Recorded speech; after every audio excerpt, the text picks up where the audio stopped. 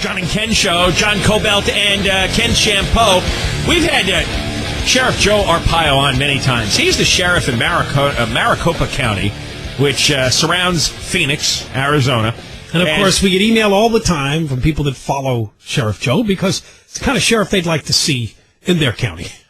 We first noticed Sheriff Joe. He got a lot of publicity because he set up tent prisons out in the desert, fed the prisoners bologna sandwiches, forced them to wear pink underwear if they misbehaved. And those tent prisons seemed to work out pretty well. They were cheap. And we got a prison overcrowding problem. I know. We use some of these ideas. We got good enough weather in California to have the tents. Then he started getting a lot of publicity by imposing immigration sweeps in the Phoenix area. Yeah, they were once described as like posses that would go out and check on people's immigration status. Well, that worked under the Bush administration, not under the Obama administration. Apparently, he wanted to renew his agreement with the Department of Homeland Security to allow both field arrests and immigration checks at his jails. But they're only going to allow, apparently, for the jail checks, which is kind of what goes on in most of the counties here in California, where if you arrest someone who's suspected of being a illegal alien for some kind of charge and you take him to jail, then you can check on his immigration status. So let's get Sheriff Joe Arpaio on the air. Yeah, listen, by the way, the tents are still there. But I was going to ask you if you're still... Are you still? Yeah. They still work, huh? Because we've got this horrible overcrowding situation, we're told, and we got federal judges who are ordering 40,000 prisoners out the door, and Schwarzenegger in the legislature is going along with them.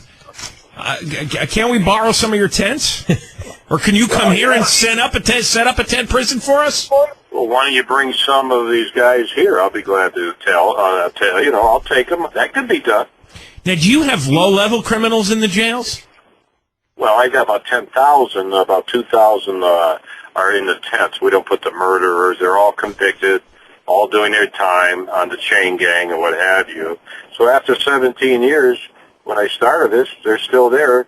Must be doing something right. No escapes? They're too weak to escape. Has anyone ever challenged you legally on this? Not a Civil Liberties Union and Amnesty International. They keep coming after me. But the bottom line is we continue to survive and do our job. Are you still dressing them in pink underwear and serving bologna sandwiches? Of course. I don't do something and then stop. I mean, why would you change policy? No, it doesn't get as much publicity anymore. We're glad you're keeping it up, though. Well, every time I run for office, they say the last time I got reelected for the 5th time that I did it because of illegal immigration. I can get elected on the pink underwear. I sure don't have to take on this immigration controversial program. All right, these field arrests that you were doing, that the Department of Homeland Security says you can't do anymore, tell us how that program worked. Very simple. That first of all, we enforce the human smuggling law, new law. We're the only ones doing that. We raid businesses and lock up illegals with phony ID and what have you. And our crime suppression operation is what they don't like. When we come into Phoenix or other areas with my posse and deputies, and when we get people on traffic violations pursuant to our duties, if we find out they're illegal, we arrest them, and we had the 100 deputies trained by ICE. That's the federal government. And we did a great job. We got about 33,000 in the jails and on the streets, illegal aliens, 25% of the whole country. So instead of receiving accommodation, and thank you, the White House, the Justice Department, members of Congress, including one in California, have all asked me to be investigated by the Justice Department. 60 days in office, Obama, and right away they go after me, which I'm a little proud of that. 60 days they go after the sheriff. So you're under federal investigation? Oh, yeah, the Justice Department is investigating me. I'm not talking to them. Alleged racial profiler. So the next step with the same people in Washington is to take away my authority to arrest people on the streets. But you know what? It doesn't change anything. I will continue to do what I'm doing. So it doesn't matter. How can you do that if the federal government is telling you not to with this new agreement? They don't tell the sheriff what to do. We still have state laws to enforce. We still have our normal crime suppression operations. And there is a law that they haven't read, a federal law that states that local law enforcement can stop people if they look nervous, erratic, dress or speak like they're from a foreign country. And you can even go into areas that you know have a large immigration concentration of illegal. Well, so I'll just use that law. Wait, the law that says you can arrest people who are nervous and erratic?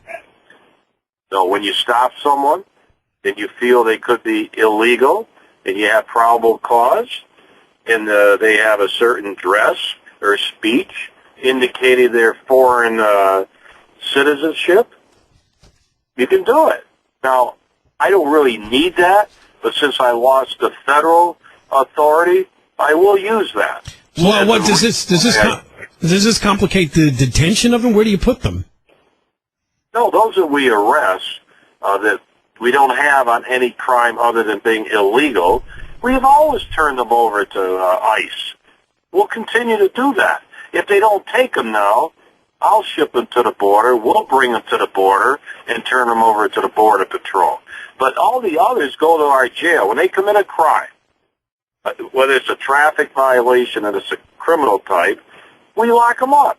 If they're illegal, we process them. We do all the work for ICE. So everything we do, we don't get paid for. We do it for the federal government, and yet they're trying to take away my authority. But we have saved them millions and millions of dollars with 160 officers trained doing the work of the federal government, and yet I'm getting all the heat.